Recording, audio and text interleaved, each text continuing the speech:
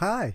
Within this section, we're going to install virtual machines on our host computers. Before we go on and do that, I want to explain what is a virtual machine and why are we using them. So virtual machine actually lets us run some virtual computers on our own computer. So these computers might have different operating systems at once.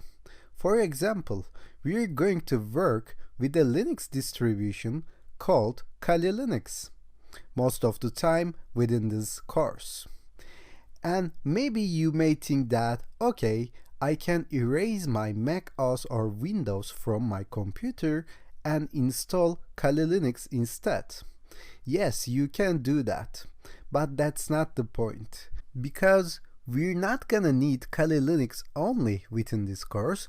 We will also need Windows and Metasploitable and other systems as well.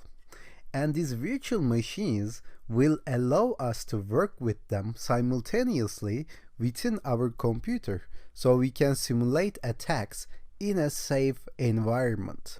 Since they are only virtual machines, we can delete them anytime we want, we can refresh them, we can reinstall them anytime we want as well. And also, if we make something wrong and make our operating systems crash, they will be recoverable. We will learn how to get snapshots and get back to them whenever it's needed.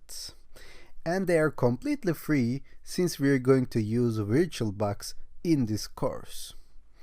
So it's essential for us to work with virtual machines in order to efficiently complete this course.